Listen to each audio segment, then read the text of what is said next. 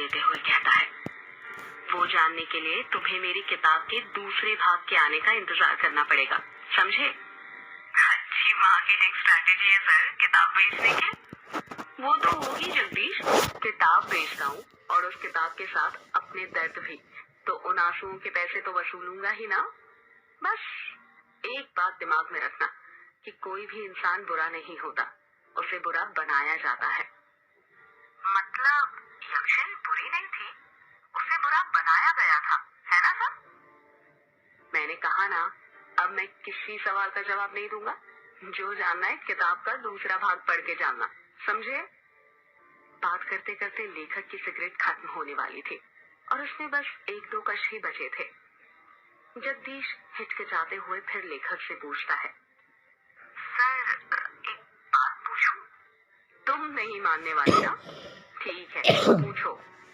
Sir आपकी बातों से ऐसा लगता है जैसे आप यक्षिणी को बहुत करीब से जानते हैं। क्या आपने कभी यक्षिणी को देखा है?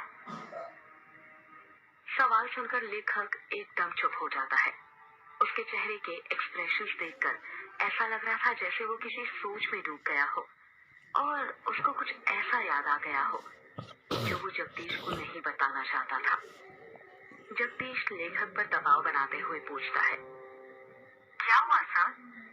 आप चुप क्यों हो गए? बताइए ना, आपने कभी यक्षिणी को देखा है? क्या कभी आपका यक्षिणी से सामना हुआ है?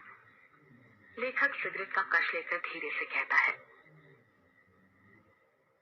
मेरा यक्षिणी से सामना नहीं, बल्कि मैंने तो खुद यक्षिणी के साथ।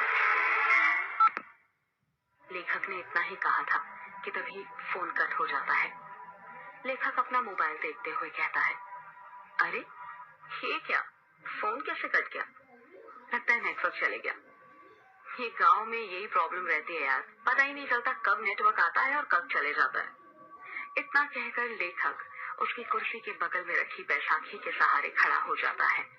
वो लेखक लंगड़ा था, उसका एक पैर जो था वो सही से काम नहीं करता था, जिसके कारण वो लंगड़ा लंगड़ा कर चलता था।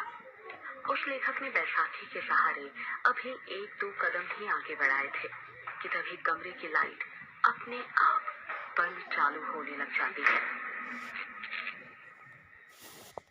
लेखक कमरे के अंदर लगे बल्ब को देखते हुए कहता है, अरे अब ये लाइट को क्या हो गया अचानक?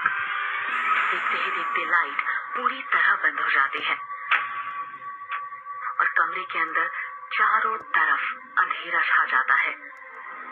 इतना अंधेरा कि लेखक को उसके हाथ पैर भी नहीं दिखाई दे रहे थे। ये क्या हो रहा है आज? कहीं वो आ तो नहीं गई?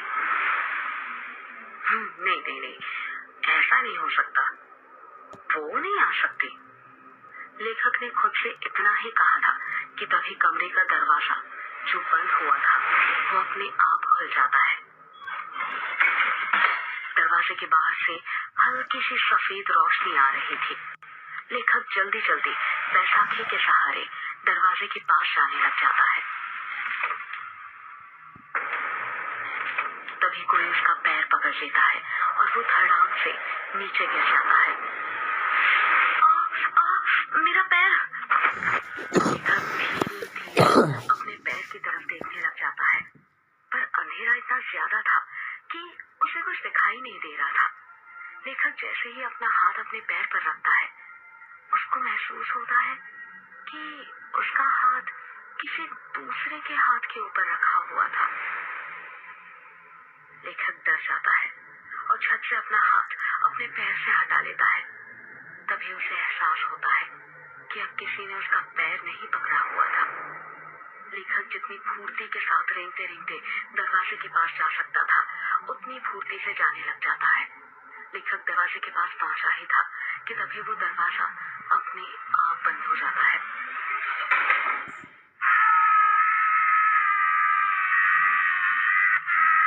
थोड़ी ही देर बाद दरवाजे के बाहर लेखक की दर्द से कराहने की आवाज सुनाई देने लग जाती है।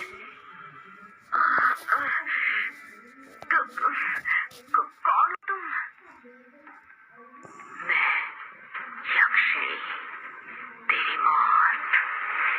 कुछ देर तक लेखक और यक्षिणी की बातें चलती है, पर उन दोनों की बातों की आवाज दरवाजे के बाहर नहीं आ रही थी। कुछ देर बाद लेखक की एक जोर से चीख सुनाई देती है।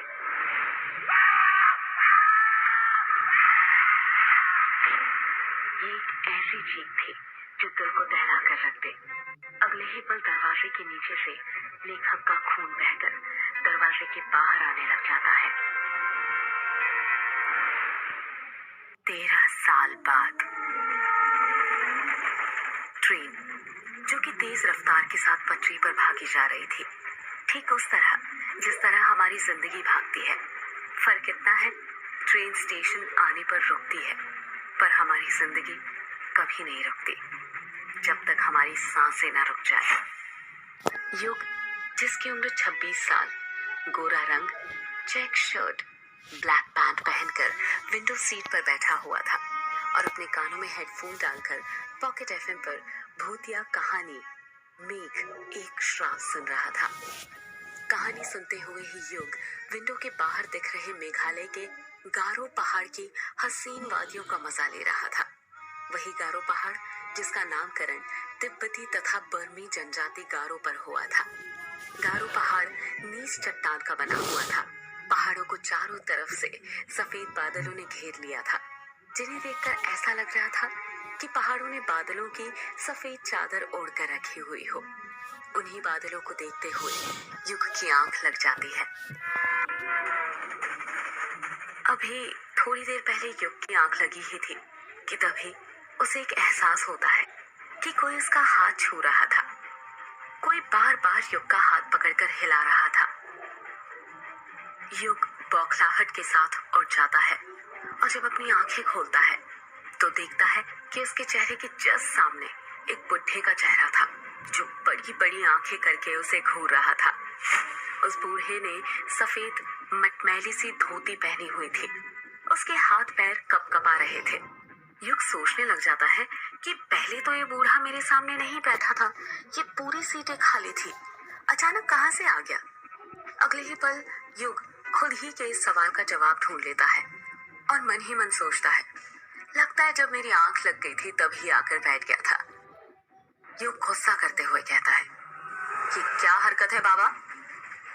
वो बूढ़ा खांसते हुए कहता है, माफ करना बेटुआ, पर क्या करूं, तुमसे कुछ काम था इसलिए तुम्हें उठाना पड़ा। युग हैरानी के साथ कहता है, क्या कहा? काम था? आपको मुझसे क्या काम था? वो बेटा, मुझे जानना था कि वक्त क्या हुआ है। ये बात सुनकर युग का दिमाग घूमने लग जाता है और वो गुस्से के साथ अपनी घड़ी में देखते हुए कहता है, 11 बजने वाले हैं। अच्छा, मतलब 1 घंटे बाद मेरा स्टेशन आ जाएगा। युग कुछ जवाब नहीं देता और उस बूढ़े को घूरने लग जाता है। वैसे बेटुआ, तुम कहाँ पर जा रहे हो? युग उस बूढ़े के सवाल का जवाब देते हुए कहता है, वो मेहंदी पथार जा रहा हूँ।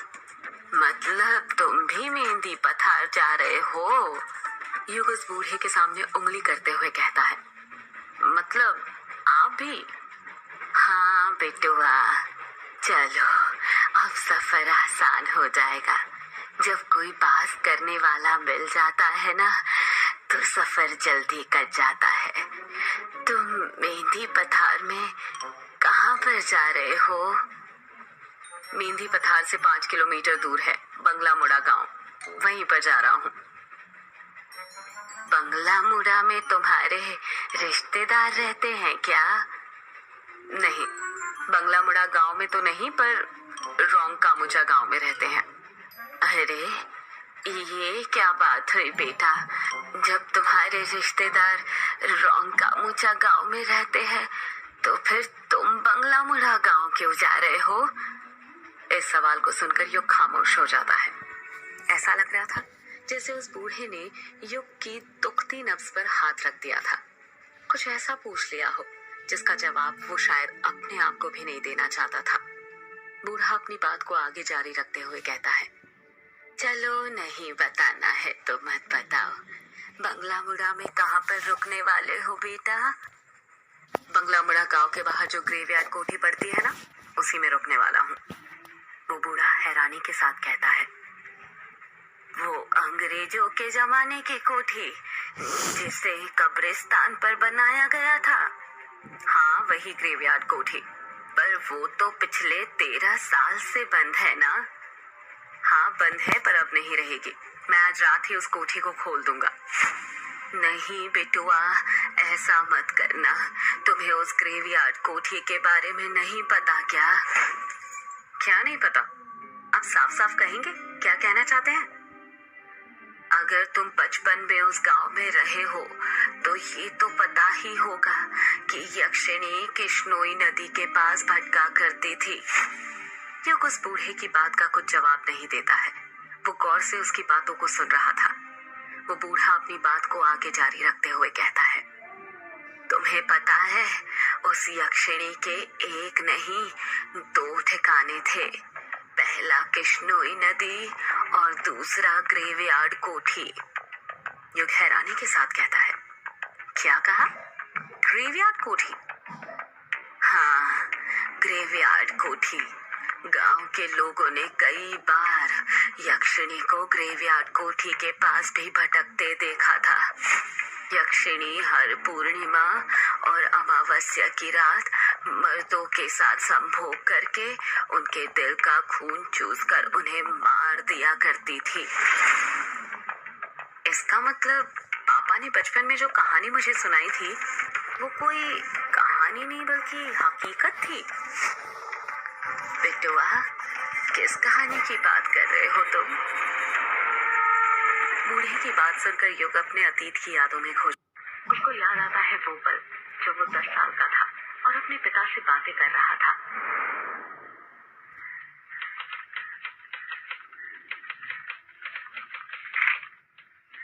पापा पापा, क्या कर रहे हो आप?